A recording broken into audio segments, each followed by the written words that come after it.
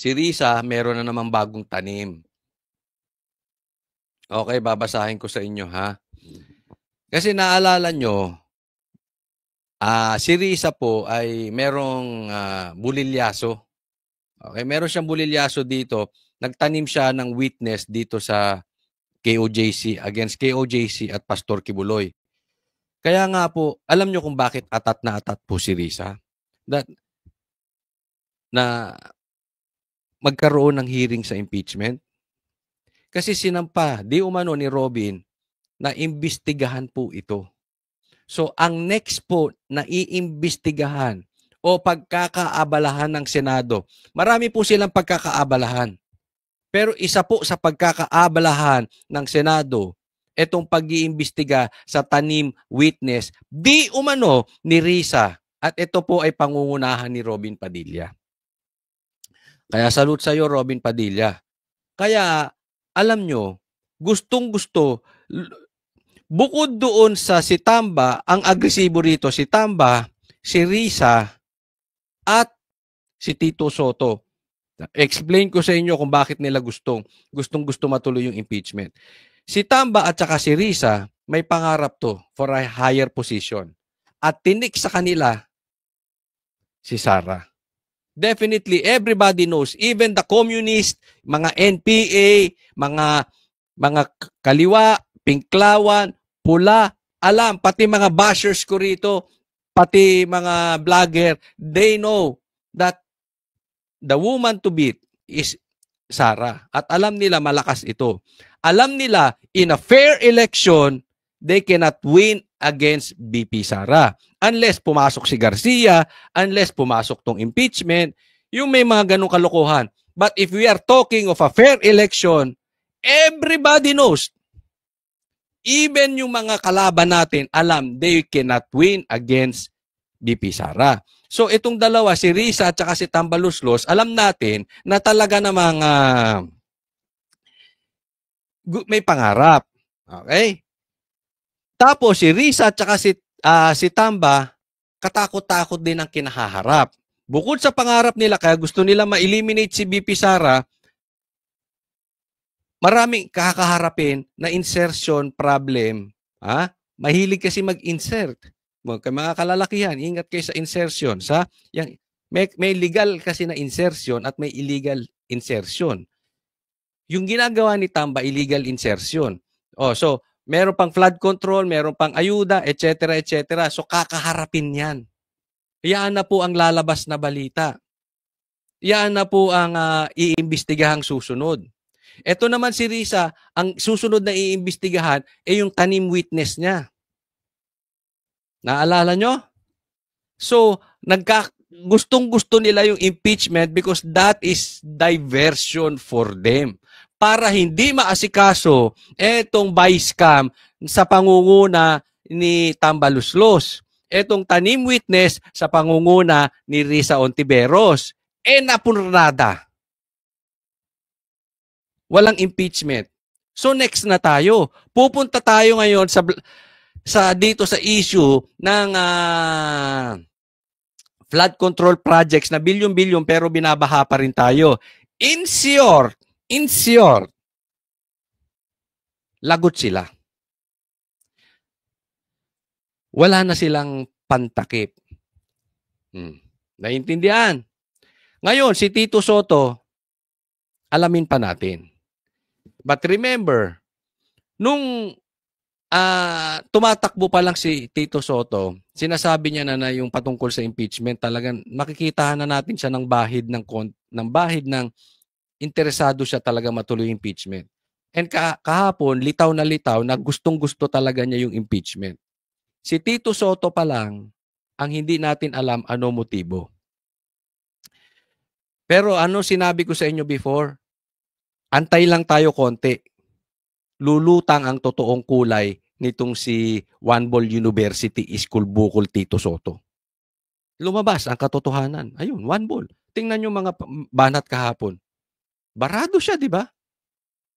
Parang graduate nga sa One Ball University. Parang school bukol talaga ang pinag-graduatean. Anyway, Nagkalat siya ron, napahiyan. Alam nyo, na-expose itong mga ito. And, minimensahe ko nga, may mga minensahe na akong abogado.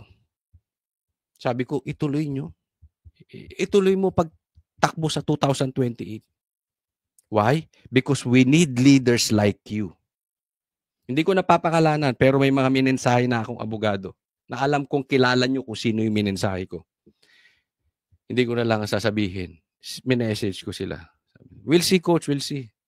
Sabi ko, di bale po, promote namin kasi kailangan talaga ng abogado. Na-expose po ito. Mahihina ang utak nito.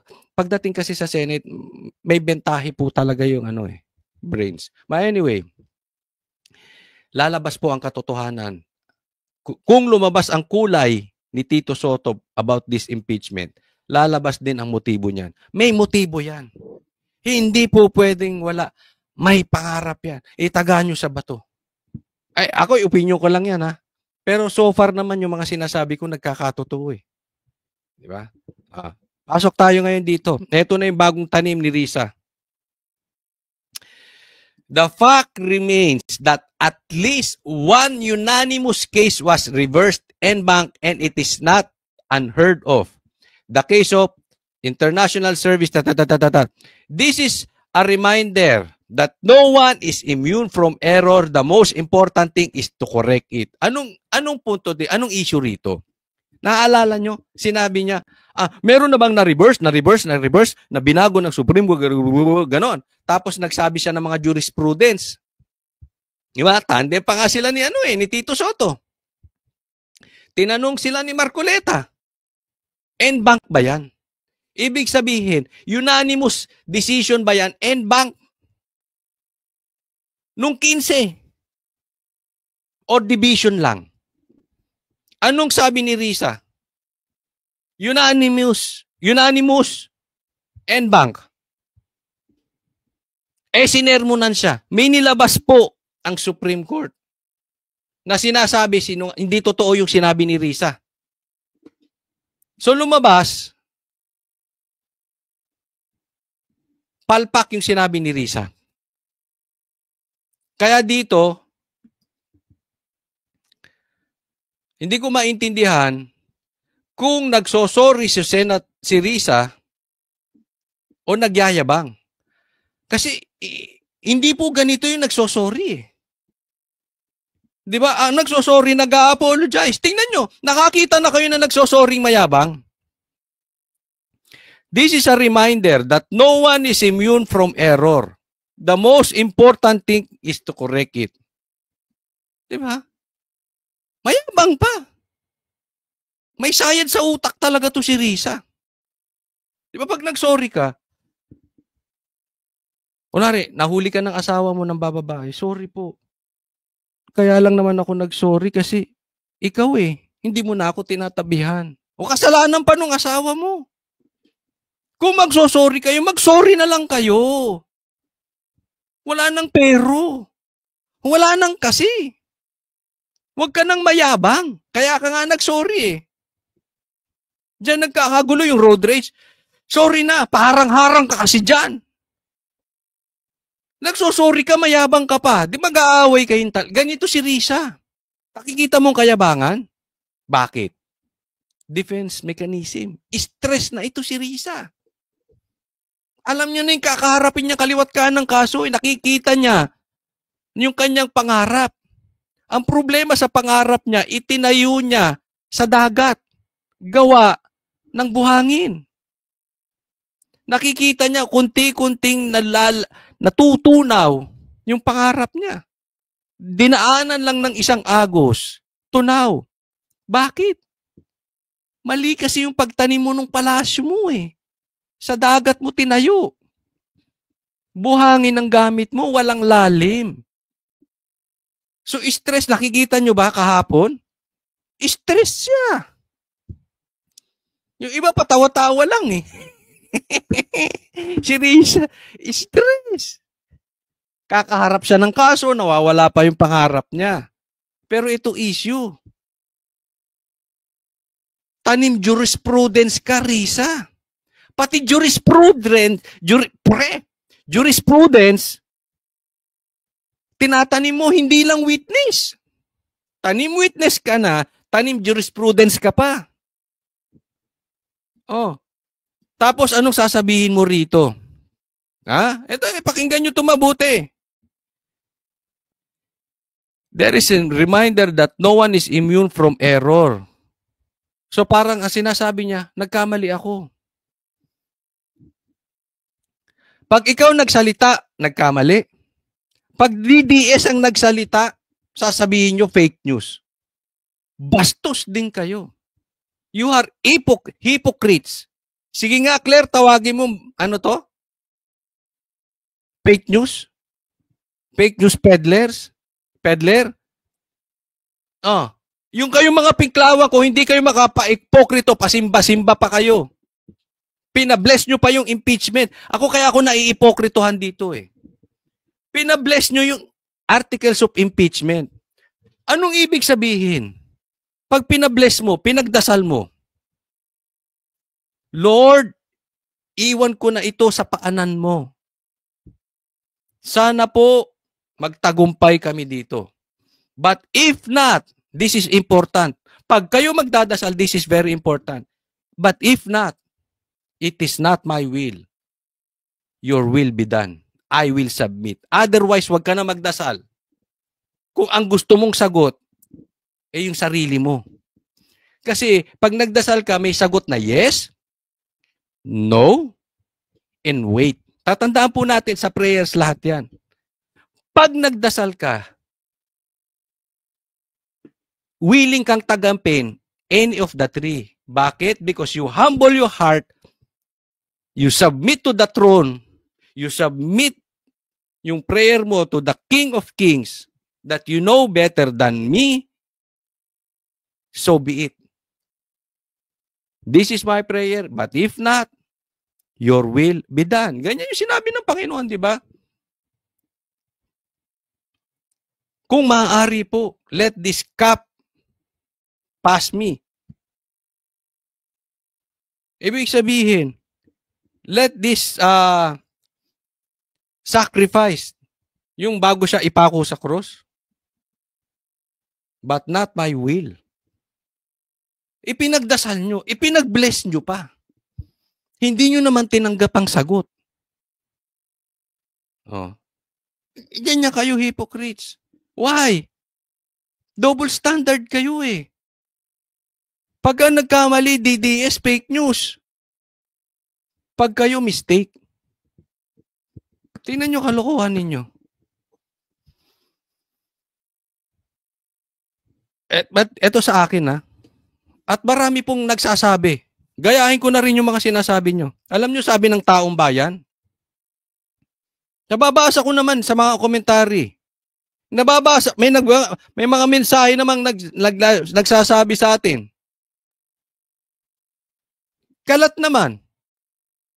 Hindi ka nagkamali, Risa. Hindi ka nagkamali. Talagang sinungaling ka.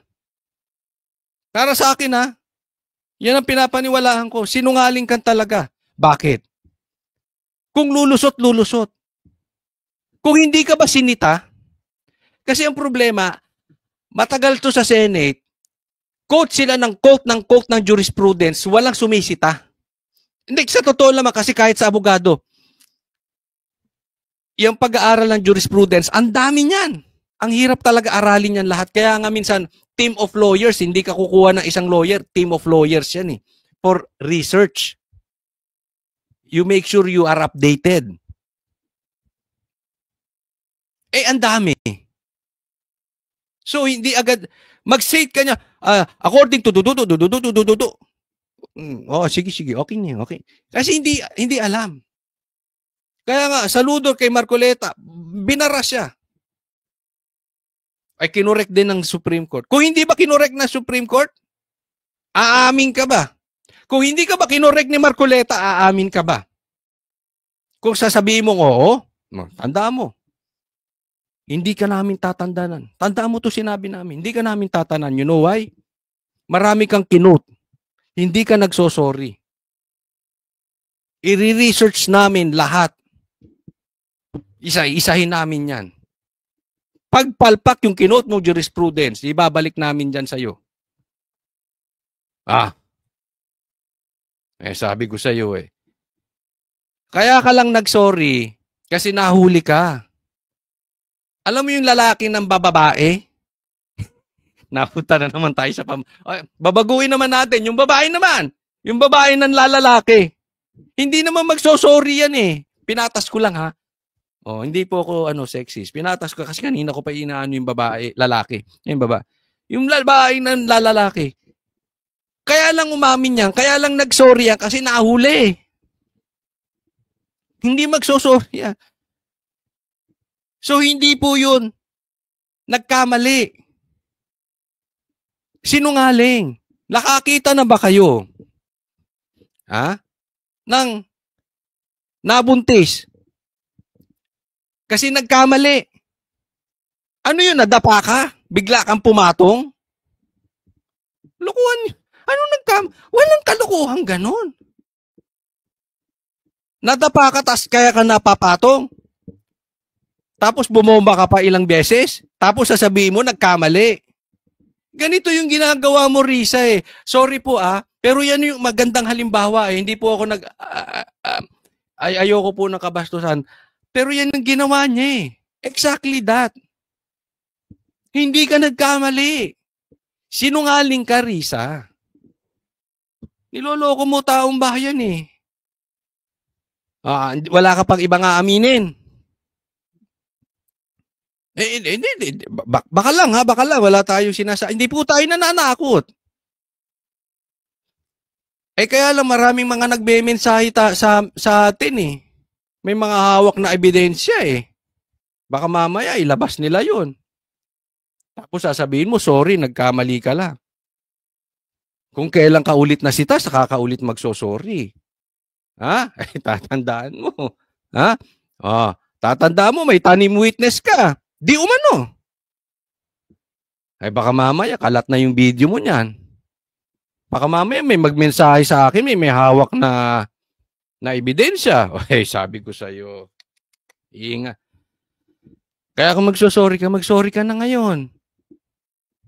Otherwise, hindi pagkakamali yun, sinungaling. Pero yan ang tanong ko sa inyo mga pinklawan. Pag kayo nagkakamali, mistake, kaya nyo tawagin fake news peddler si Risa? Paano kung mapatunayan na nagtanim witness to? Kayong mga pinklawan, kung hindi kayo mga ipokrito, kaya nyo tawagin fake news peddler to? Paano kung mapatunayan na nagtanim witness to? Nagtanim jurisprudence? Kaya nyo bang ipakulong? That is illegal. And that is criminal. Mananawagan ba kayong ipakulong yan? Mananawagan ba kayong ipatapon sa ICC? Tanong lang, Yellow Pink. Kayo mahilig kayo magsimbay, di ba? Pinababasbasan nyo, nakaupo pa nga kayo sa harap eh.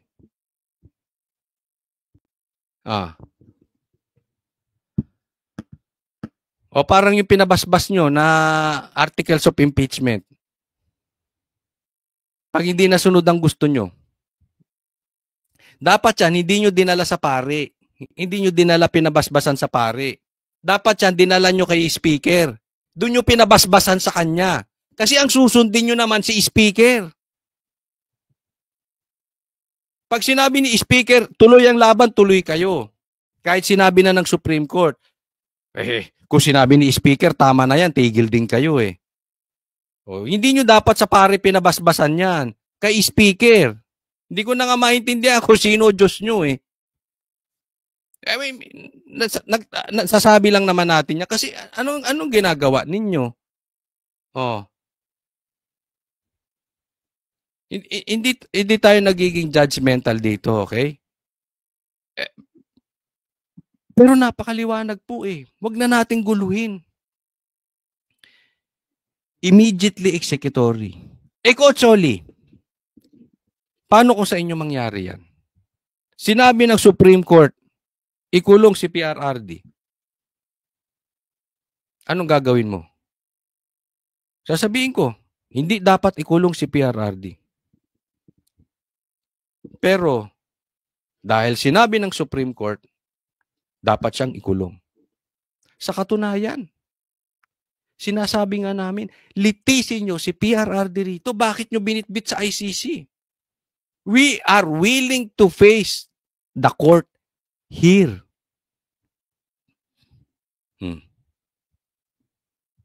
So, hindi tayo nagpapaka-ipokrito rito.